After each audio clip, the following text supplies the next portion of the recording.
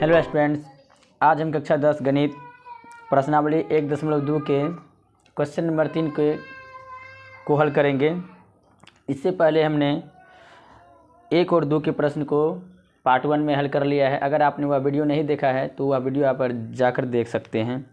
आज हम प्रश्नावली 1.2 के तीसरा नंबर अभाज्य गुणनखंड विधि द्वारा जो है HCF और LCM निकालना सीखेंगे। आप कॉपी पेन किताब लेकर के बैठ जाएं। तो वीडियो को शुरू करते हैं। यहाँ पर हम जो है HCF और LCM निकालने के मेथड को लिखे हैं। आप इसी मेथड पर आप लोगों को हम समझाएंगे।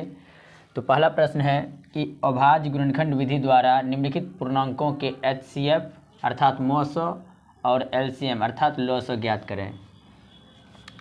तो कुछ नहीं करना है, पहला काम हल करते हैं। यहाँ पर पहले 12, 15 और 21 को अभाज्य गुणनखंड विधि से HCF LCM निकालना है। तो 12 का अभाज्य गुणनखंड निकालेंगे। 12 का अभाज्य गुणनखंड क्या हो सकता है? 12 को हम तोड़ेंगे तो 2 दूना 4 तिया 12, 12 का अभाज्य गुणनखंड आया। इसी तरह से 15 का अभाज्य गुणनखंड क्या आ सकता है? 3 गुना 5। 21 का अभाज्य गुणनखंड आ सकता है 3 गुना 7। अब यहाँ पर हमको HCF निकालना है। HCF, तो HCF का मेथड क्या होता है? कॉमन फैक्टर को सिलेक्ट करते हैं। HCF क्या होता है? Common factor. इन तीनों में कॉमन फैक्टर क्या है? तो हम देखते हैं इन तीनों में कॉमन फैक्टर 3 है। तो यहाँ पर HCF 3 निकल कर आ जाएगा। तीनों में कॉमन फैक्टर क्या है? 3 है। तीनों में कॉमन फैक्टर 3 था तो HCF 3 आया। अब LCM निकालना है। तो LCM में क्या लिखे हैं? LCM होता है कॉमन फैक्टर और रिमाइंडर फैक्टर, यानी कॉमन फैक्टर और रिमाइंडर फैक्टर जो बच जाता है। तो कॉमन फैक्टर मेरा आता है 3 और रिमाइंडर फैक्टर जो कि इसको छोड़ करके बाकी बचता है 2, 2, 5, 7, 2, 2, 5, 7। तो यहाँ पर निकल के आएगा 2 तिया 6 दूना 12 पंचा 60, 420 निकल के आएगा HCF और LCM। अब इस बात को ध्यान से समझ लें कि LCM कैसे निकालेंगे। LCM निकालेंगे कॉमन फैक्टर। CF का अर्थ होता है कॉमन फैक्टर गुना RF यानी रिमाइंडर फैक्टर, शेष फैक्टर। तो कॉमन फैक्टर 3 आया और रिमाइंडर फैक्टर 2, 2, 5 और 7 जो बच जाता है उसी को हम रिमाइंडर फैक्टर कहते हैं। तो यहाँ पर HCF और LCM निकल गया। इसी तरह से आप ये दोनों प्रश्न को सॉल्व कर सकते हैं। वीडियो को पॉज करके आप सॉल्व कर सकते हैं। अब अगला प्रश्न देखते हैं। दूसरा प्रश्न है 17, 23 और 29 का। तो 17 का फैक्टर करेंगे तो 17 का फैक्टर नहीं हो सकता, 1 गुना 17 हम लिख सकते हैं। 23 का फैक्टर करेंगे, 23 का भी फैक्टर नहीं होता है तो इसको भी 1 गुना 23 हम लिख सकते हैं। 29 का भी फैक्टर नहीं होता है तो 29 को हम लिख सकते हैं 1 गुना 29। तो यहाँ पर HCF क्या आ जाएगा? HCF यानी कॉमन फैक्टर। HCF में क्या चुनते हैं? Common factor. तो कॉमन फैक्टर क्या है? 1। यहाँ पर कॉमन फैक्टर HCF निकल के आया 1। LCM निकालना है। LCM में कॉमन फैक्टर और जो बाद बाकी बच जाता है। कॉमन फैक्टर 1 आया। आप यहाँ से देखिए कॉमन फैक्टर और रिमाइंडर फैक्टर। कॉमन फैक्टर 1 है और जो बाद बाकी बचा है 17 गुना 23 गुना 29, यही आपका LCM निकल के आएगा। आप गुना करके यहाँ पर लिख सकते हैं 17, 23 और 29 को। इसी तरह से हम HCF और LCM ज्ञात करते हैं। अगर आपको वीडियो पसंद आ रहा है तो वीडियो को आप लाइक कर सकते हैं। अगला प्रश्न देखते हैं। तीसरा प्रश्न है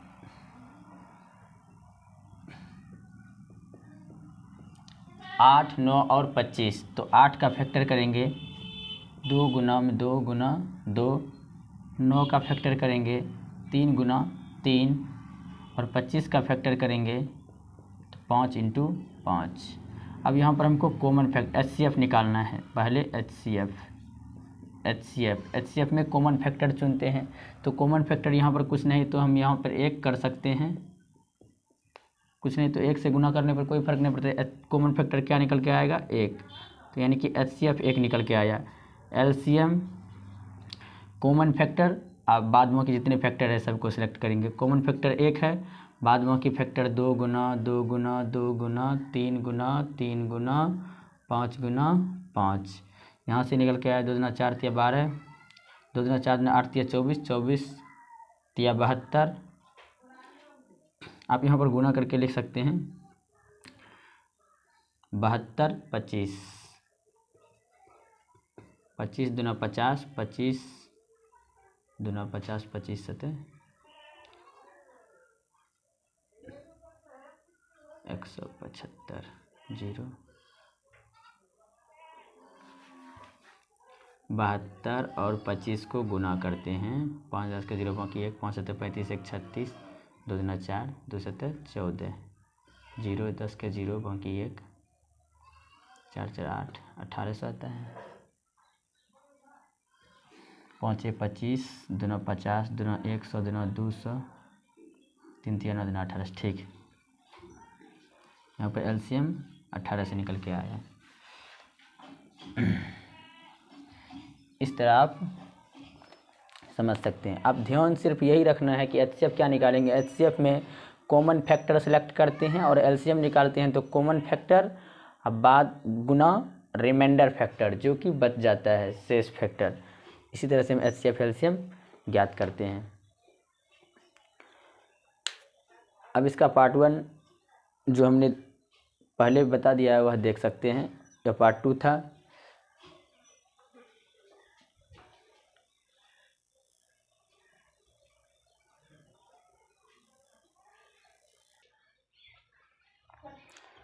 अब इसके आगे का प्रश्न चौथा क्वेश्चन है एचसीएफ 306 657 बराबर 9 दिया है तो एलसीएम 306 657 ज्ञात करें। यानी 306 और 657 का मौ 109 है तो 306 और 657 का लॉ 100 ज्ञात करना है।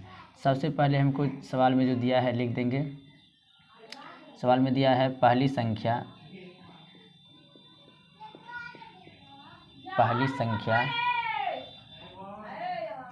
बराबर 306 और दूसरी संख्या दिया है बराबर 657। एचसीएफ दिया है 9, निकालना है एलसीएम। तो एक फॉर्मूला होता है यहाँ पर एचसीएफ गुना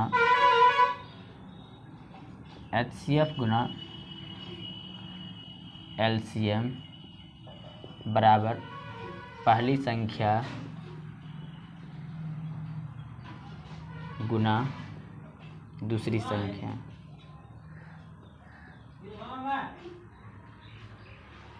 सिंपली आप यहाँ पर पुट कर दें। एचसीएफ निकाला है 9 गुना एलसीएम बराबर पहली संख्या 306 गुना दूसरी संख्या 657। यहाँ से एलसीएम निकल के आएगा एलसीएम बराबर इधर 9 गुना में उधर चला जाएगा भाग में 306 गुना 657 बटे 9, 9 तिया 27, 3 यहाँ पर बचा 9 36, 34 बार में ही कटा। अब 34 और 657 को गुना करके यहाँ पर लिख दें, यही आपका आंसर आ जाएगा। अब इसके आगे का प्रश्न 5वां प्रश्न करते हैं।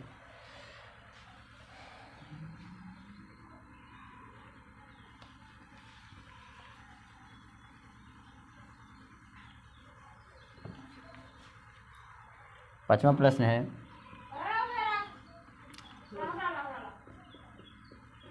जांच कीजिए कि क्या किसी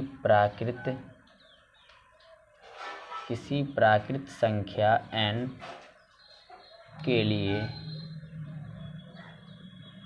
6 पर पावर n का अंतिम अंक 6 पर n का अंक 0 पर समाप्त हो सकती है। इसको हम हल करते हैं। यहाँ पर दिया है जांच कीजिए कि किसी प्राकृत संख्या n के लिए 6 पर पावर n का अंतिम अंक 0 पर समाप्त होगा। हमको प्राकृत संख्या मिला है, तो प्राकृत संख्या क्या होता है n बराबर हमको दिया गया 1 2 3 4 5, क्योंकि प्राकृत संख्या जो है 1 से स्टार्ट होती है। हमको 6 पर पावर n के लिए चेक करना है, तो यहाँ पर लिखेंगे 6 पर पावर n के लिए। सिंपली हमको n का मान 1 रखना है, तो 6 पर पावर 1 लेंगे तो यहाँ पर 6 आएगा। फिर 6 पर पावर 2 लेते हैं तो 6 छाक 36 आ जाएगा। 6 पर पावर 3 लेंगे, 6 छाक 36 चाक 216 हो जाएगा। इसी तरह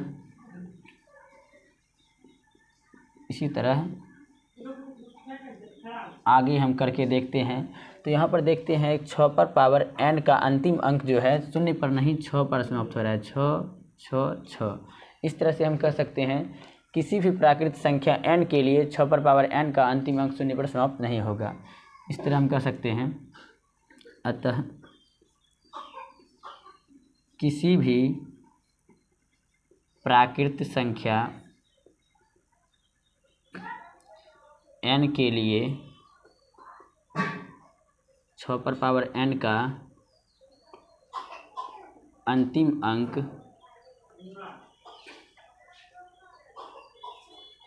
0 पर समाप्त नहीं होता है। अब इसको ध्यान से देख लें, क्योंकि हमको n की वैल्यू पता होता है, प्राकृत संख्या है। 6 पर पावर n के लिए चेक करते हैं, तो यहाँ पर इस तरह से कर सकते हैं। आगे का प्रश्न 6 और 7 है, जो कि हम अगले वीडियो में करेंगे। सिंपली यहाँ पर कुछ नहीं है, 7 का जो है 7 में एलसीएम निकाला जाएगा और 6 में जो है 6 को आप सरल करके देखना है कि भाज्य संख्या है या अभाज्य संख्या है। इसमें भाज्य संख्या है, यही चेक करना है।